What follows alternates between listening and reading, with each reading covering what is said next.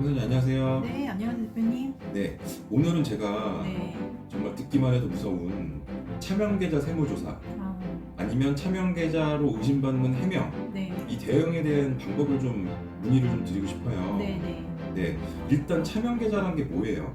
차명 계좌라 하면 사업을 하시는 본인 명의의 계좌가 아니고 다른 사람 뭐 친인척이 될 수도 있고 뭐 직원이나 이런 제3자의 다른 사람 명의의 계좌를 내 사업과 관련해서 사용을 하는 것을 말합니다.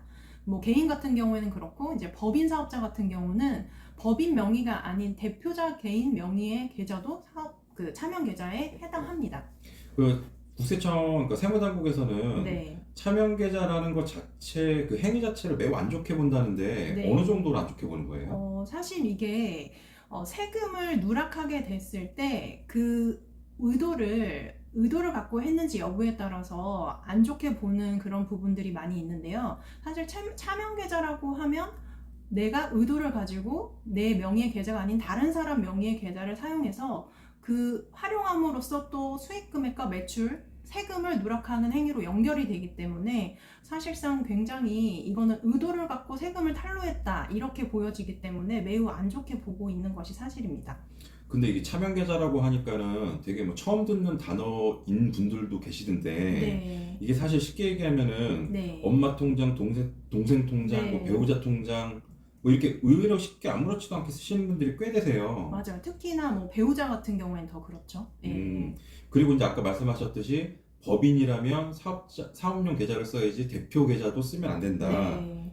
그러면 계좌를 하나 만들어서 준 경우도 있지만 네. 부부나 가족의 경우에는 실제 본인이 쓰는 계좌를 네. 주는 경우가 있어요. 네, 그러니까 맞습니다. 통장을 하나 새로 만들어준 게 아니라 네. 본인이 쓰고 있는 통장을 준 거죠. 네. 네. 그러면 훨씬 더 복잡해지는 거 아닌가요? 네, 사실 이게 앞서 말씀드린 것처럼 과세관청 입장에서는 차명계좌 사용에 대해서 의도를 갖고 했다 이렇게 보기 때문에 안 좋게 본다고 말씀을 드렸는데요. 사실 실상은 이렇게 배우자나 이런 분의 명의의 계좌를 사용하는 게 의도가 있었다라기보다 그냥 편리해서 혹은 몰라서 뭐 실수로 이런 경우들이 또 많이 있습니다.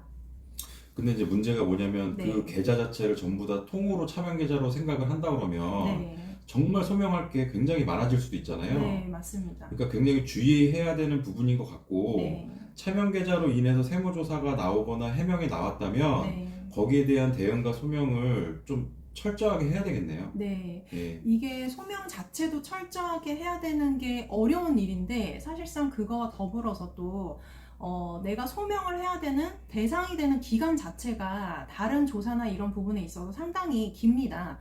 예를 들어서 뭐 정기조사, 일반 통상적인 조사라고 하면 뭐 1년에 그치지 않을 게 차명 계좌를 사용함으로써 조사를 받게 되면 내가 그 계좌를 사용한 시점부터라든지 아니면 뭐 길게는 5년까지도 대상 기간이 되기 때문에 사실 우리가 입출금 거래가 굉장히 많잖아요. 그래서 만약에 5년치를 대상 기간으로 조사를 받게 된다 그러면 그 건수가 사실 예상했던 것보다 엄청나게 많은 건수가 해당이 되게 되고 그러면 사실 그걸 다 뻔뻔히 소명하시기라는 굉장히 또 쉽지 않은 상황이 되실 수 있습니다.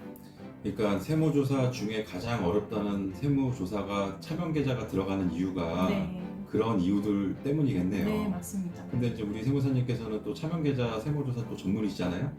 네, 맞습니다.